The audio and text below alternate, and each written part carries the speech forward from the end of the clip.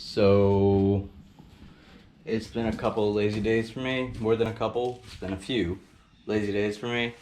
So what I'm gonna do now is keep going at it at the insulation and see if I can get it all leveled out.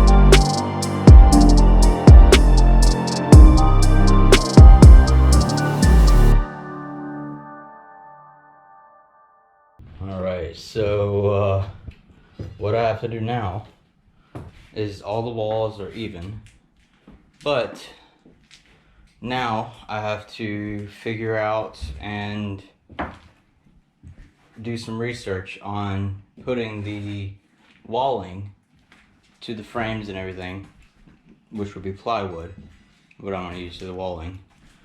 And from there, I'll get on the next step. Well, after the walling, I'm definitely going to put the covers over the wheel well boxes, because I know it would be an issue if I do the wall, the walls for the wheel well boxes lids first before I do the walling. So that's what I'm going to do. I'm going to try and get out of this lazy part that I'm in right now in my life. Yeah.